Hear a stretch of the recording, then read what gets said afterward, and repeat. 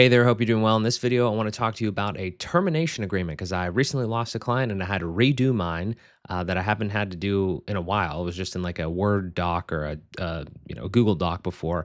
I have recently, since the last time I did this, transferred most of all of my documentation for Find It Tech, my web design business, everything like that, like all of the nitty gritty. Things you have to sign. I use PandaDoc for that. I highly, highly recommend PandaDoc. I will put a link in the description if you want to try it out, mjs.link/PandaDoc. It is obviously not a free product, but the amount of stuff that I'm able to do and just put everything in there, a little bit off topic, but the amount of things that you can do there, even outside of just like signing documents, kind of crazy. I'm going to show you a little bit of it today. No way I can go through all of it, but you could build your own like full hub for everything you do in your business. It can process payments, everything like that. This video is not sponsored by PandaDoc. I am an affiliate. If you click that, I'll get a commission, but you don't have to. But I'm just genuinely love this product. So I started using it probably about like a year and a half ago. And today, like I said, I'm going to talk to you about the termination agreement thing that I have in here that I just put together. And my hope for this is to, in this video, to one, give you a little bit more about, again, PandaDoc if you're interested in using that. But you could use Google, Google Docs, DocuSign, all those things. Something to sign, though. Please, please, please use e-signature. Just for the love of God, please. I don't care what it is, but please.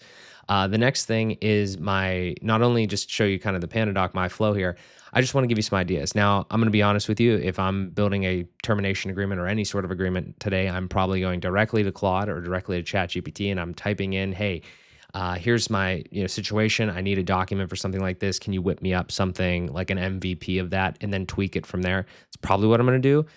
Just from my experience of doing this since like 2017, 2018, I have had to do a few of these. So if you're interested in the termination piece specifically, maybe you've done it before, maybe you don't know how to end an agreement, like a website support type thing. I'm just going to run you through my document and I will have the Word doc and the PDF. I don't think you can share templates. That's one downside of PandaDoc. That's kind of annoying. I don't think you can share that. If I find a way to do that, I'll put a link in the description just in case you end up using PandaDoc. But regardless, you will have the full thing available to you to do whatever you want. Copy it. I don't care. Doesn't matter. So let's dive into it, right? Let's do it.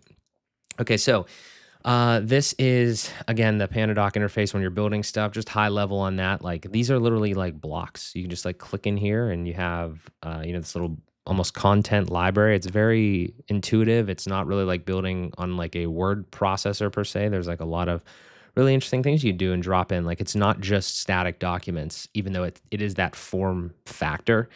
You could do a lot. I think the plans are different, and again, they get expensive at the higher end, but you can even do like rooms and sales rooms and stuff. I haven't done too much with that, but I have a bunch of templates. So the concept here is you have a template. You should have a template for these types of things. I don't care where it's at again, but you should have a template so you can optimize your flow whenever you're doing proposals or termination agreements or whatever. You should have a template. So this is a template right here. The reason you know it's a template, one, it says template up here, but also because it has, if you do this, properly, in my opinion, you would have a bunch of variables, and I'll talk about the variables briefly. We can go through some of these things, and you should have that in there because when you go to click use this template, when you're ready to set all this up, then and actually do a unique termination agreement, which I will also show you, then you can just fill in all the variables, and then boom, you're done. You can just like send it out all through PandaDoc. So at a high level, I don't want to read literally every single word of this, but I do want to kind of just give you some of my quick tips for if you're terminating agreement.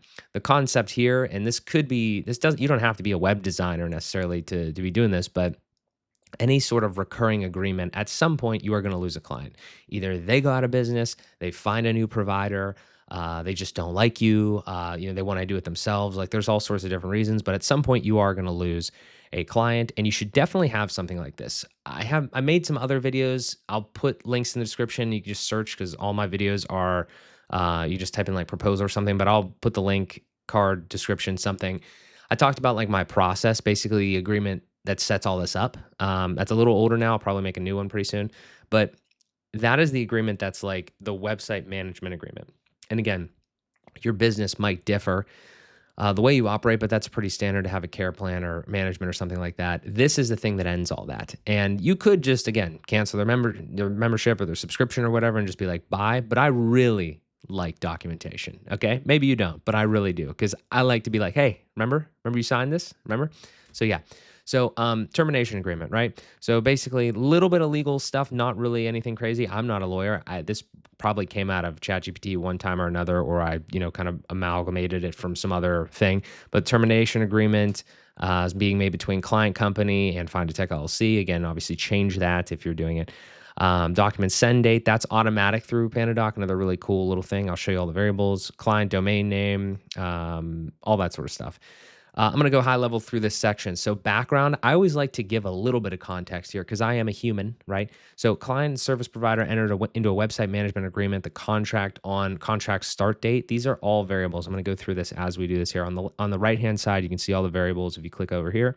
And you can see client, domain name, start date, new provider, billing date, end date, monthly price, termination, request date. I created all those. You can name them however you want. You can do whatever syntax you want. Doesn't really matter. You just click add a custom variable, you put it in there, and then you can use it wherever you want. It's beautiful. Highly recommend doing that because it saves you a ton of time.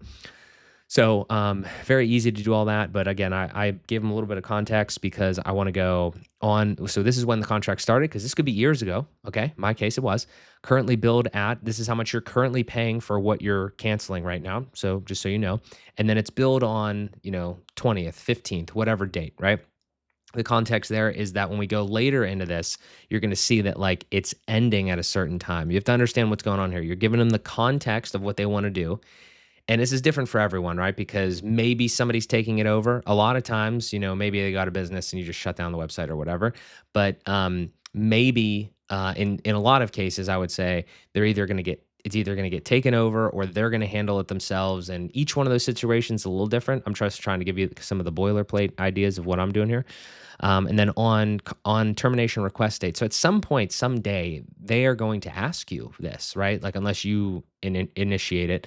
So I put a little one in there. Client requested to terminate contract via email or phone or what have you. Per contract, client is the rightful owner of the website and content and its files. That's business, specific. If you like that, or if you don't like that, or if that's how you operate, the last day of the current and final billing period is this. This is probably the most important variable on this because that is when that's like not my problem date. That's what that is. Okay. Any date after that is like completely terminated. They are no longer paying you. That was the final day of their service. It's like if you cancel Netflix, they say, okay, hey, you can have it until the end of your billing date because we're not going to give you a refund. Just, have it until the 20th or whatever. That's the day that like everything after that, your problem or your web provider's problem or whoever, not my problem. So that's really important. You got to have that. And then termination. So upon signing it, parties must mutually, agree to terminate. I do a little client domain name thing. So I always have like that referenced everywhere. You can also see real quick up at the top of this document, you can even put variables in the document name, which is kind of interesting because then when you go from template to single document, you have that pop up. It automatically creates the document with their, domain name or company name or whatever you put in there. Really cool stuff out of PandaDoc. Just really love this thing. No longer required to render or compensate. I'm not going through all these, but this is the section that I like to call client acknowledgements, but really like scare you. Like I want to scare you here.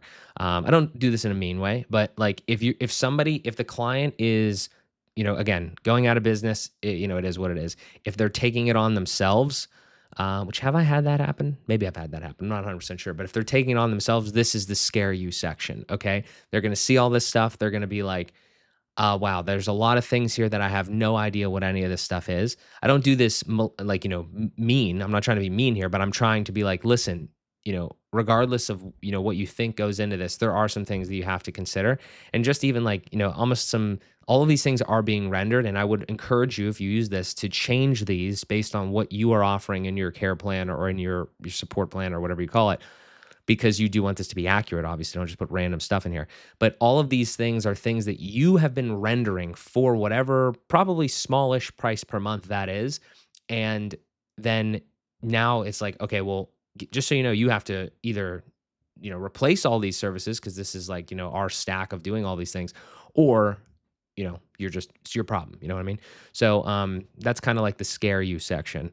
So just a lot of different things. There's some standard stuff there. There's a couple down towards the bottom that are really important. So agency software licenses. This is probably one of the biggest in this section because depending on what you're using, you're a professional, you have a stack, a toolbox of things that you're paying for annually, monthly, what have you, and you're utilizing those agency licenses over there. It's a real big problem in WordPress specifically, maybe not in other builders or other sects of the services agency world, but specifically here, you can see some of the ones like I noted there from a while ago, like Elementor, Crockablock, whatever. Their stuff is going to go out of date if they don't have a license and an active license. So it's not as big of a deal if they're transferring to another web provider, but if they're not transferring to another web provider, you got to make that like abundantly clear. It's like, hey, you are going to be SOL here if you don't get new licenses for the things that you have, or build this somewhere else, or just I don't know, just educate yourself on that. And that's just how it is. There's no way around that. It's not being mean. It's just like, I'm not going to continue. You're not going to continue to use my license. So you have to, know what's going on there. Client status. That's one that I think is important too. Client status and current rate. It's like you're surrendering client status. So you're no longer a client. You're not going to get technical or business consultation or anything like that, marketing advice, any of that sort of stuff. You are now outside the circle of clients. And then the current rate, that's a big one because if somebody wants to re-engage with you at a later time, let's say that they're on like a legacy plan, like something like $50 a month or something like that, and then they cancel. If they come back later, in my business practice, like, no, this is a new transaction now. This is a new agreement. We have to set something new up because honestly, we should all be raising our prices probably more often than not anyway. So yeah, just kind of something that you should definitely throw in there for sure. So then we go down to the next section, which is the transition process. And, for this, I would say like once this agreement is executed by both parties, then service provider will cancel the just little, variable in there, the monthly price. So again, I think we referenced this up at the top. Like if you're doing this monthly, you want to have that in there just so you have the thing. But this is the part where you really have to lay out what's going to happen. Now, I wouldn't go super in depth with this because you should have an internal process, which I can show you in a different video because I don't want this one to be too long. I'm trying to make shorter videos. But there's a whole process that you should do. Leave a comment down below if you want to see the transition process, if you want to see, like the kind of like the SOP for transitioning out, and also if you want to see. The other thing is like there's some other scenarios that we could cover. I'm happy to make videos on this stuff. So, but this is where you should lay some sort of small process out, right? So you're going to cancel it for, whatever the subscription is there. You're going to have the client is indicated. This was going to depend heavily on your situation. Client has indicated that new provider, so I have a variable for that, will be assuming management of the website. Service provider will have one 30-minute meeting with the new web team to transfer management. You can change that if you want. My thing is that, okay, so we know that us, as the service provider, are not going to get paid anymore. Like this is over. Now, I'm not an asshole. Due diligence. I want to be like a nice person. I don't want to burn bridges. I will help you transfer this. What I can't do is promise a ton of time to help you transfer this away from me for free. Can't happen. So, I try to keep that extremely tight and, maybe, extend sparingly because I am not going to manually move their sites. I've just heard too many horror stories. I've had a couple here and there. But like you'll just get it down, especially if it's not like another web provider. If it's like, they want to put it to some random hosting or something like that, like there's just a lot there. And, if you're going to do that, I would just say charge for it pretty simply. Don't do all of that work for no money because that is silly. It's pretty much that simple. All right. And then the last thing there is this is another big one. Okay. So there's another big section here and that we'll wrap it up here. The final day of service is, again, that end date. The website will be deleted from the service provider servers the following day. It is the client's responsibility to ensure the new provider has transferred the website by that date or risk website disruption. Service provider is not responsible for website functionality, hosting issues, data loss, or service interruptions after the transition date of whatever the contract end date is. Make sure you put something in there like that because, again, that is for the final time, the not my problem date, okay?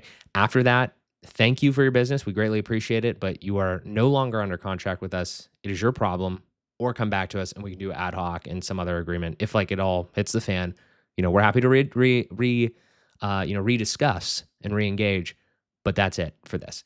I say all this stuff because I've just dealt with things here and there. I try to be a little bit as proactive as possible, and stuff will happen and it will be annoying. And if you don't have like some level of something to come back to, It's just gonna be a pain in the ass.